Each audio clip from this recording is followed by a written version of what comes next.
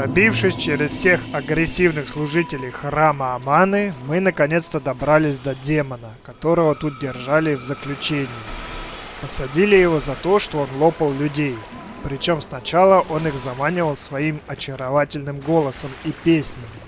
Сделал себе подборочку хитов Киркорова, и какие-то бедолаги шли его слушать.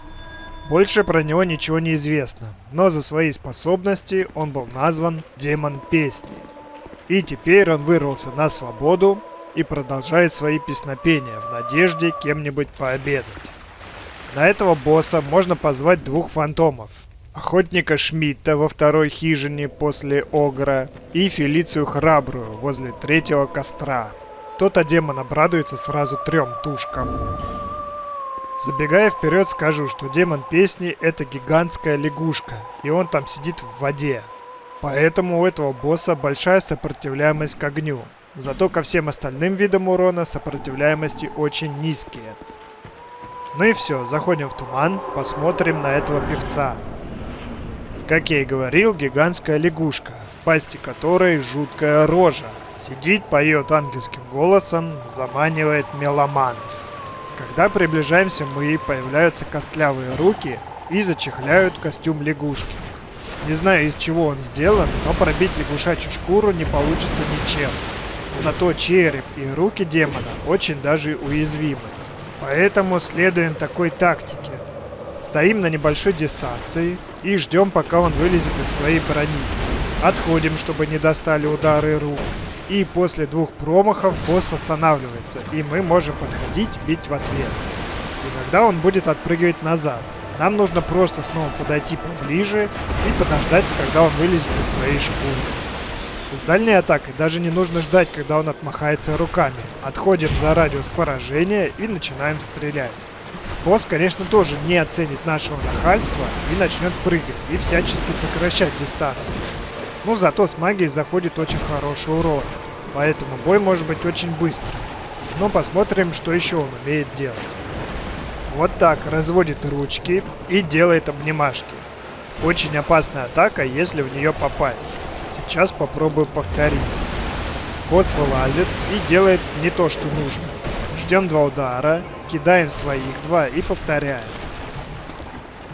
А вот это новая атака. Босс выпрямляется вверх и со всей высоты шлепается, растягиваясь на всю длину по арене. Так, что теперь? Вот они, обнимашки. Хватает за ручки и шмяк-шмяк об землю 3 раза. Хорошо, что у меня была почти полная полоса здоровья. В общем, это не тот тип, с которым можно так брататься. А босс тем временем набрал дистанцию и готовится выкинуть еще один номер. Что-то там пыхтит, упирается и делает мощный рывок. Ну, понятное дело, учитывая его габариты, полностью увернуться довольно сложно. Но хорошо, что урона эта атака наносит немного. И дальше снова повторяем. Прыжки, голова, руки и так далее. Интересно, что у этой лягушки есть хвост. Когда она встает на дыбы, очень хорошо видно здоровенный хвостяра. К сожалению, отрубить его нельзя. Но если кто-то захочет попытаться, то босс может провести атаку хвостом. Но это крайне редкое явление, обычно он просто крутится к нам головой. Так что забиваем на хвост и возвращаемся к основным конечностям. В принципе, это почти все его атаки. Еще он умеет стрелять очередями водяных шаров. Это он делает в тех, кто далеко отбегает. Поэтому бегать от него не нужно, достаточно стоять в правильном месте. Главное вовремя понять, что происходит, отпрыгнуть назад и можно немного в сторону. Ну а если хорошо увернулись, тогда проводим контратаку. На этом заканчиваю историю демона песни. Сидел заперти, вырвался, погулял, пообедал и все, хорош. Вообще я не пойму смысла сажать в тюрьму того, кто многократно переживет и тех, кто его посадил, и тюремщиков. Ну хотя бы какие-то исправительные работы ему назначили, пусть бы приносил пользу обществу. Ну не знаю, чистил бы канализации, вскапывал бы поля. А так вот все. Погиб демон. Победа. Получаем душу демона и ключ скованного. Ну, душу, как обычно, обмениваем на оружие. Пятнистый кнут. Очень ядовитая такая плетка.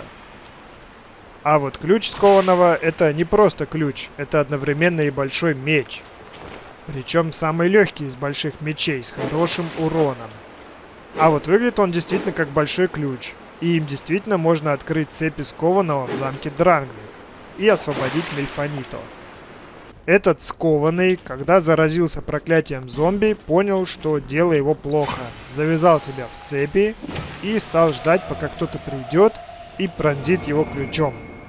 Зачем он запер Мельфонито и как ключ попал к демону песни, нифига не понятно. В общем, дальше мы можем пройти и посетить, собственно, сам храм Аманы и собрать там подарки. Только чтобы открылись ворота в храм, нужно быть полым. И идем в следующую локацию искать Вендрика, склеп нежити. Возле первого же костра нам снова явится говорящий пень Алдия со своей неуловимой философией. Даже не стану пытаться передавать суть его бормотания, ибо ничего важного для сюжета он не скажет, просто нудит про смысл моего существования, очевидно озабоченный бессмысленностью своего собственного бытия. Самое ценное, что нам тут скажет Алдия, это то, что Вендрик где-то здесь рядом, поэтому идем в глубины склепа нежити. Это место упокоения различных мертвецов, тут темно и не очень рады яркому свету. Делаем короткий проход к костру и готовимся к встрече с самым верным защитником короля Вендрика, сэром Вельстаттом.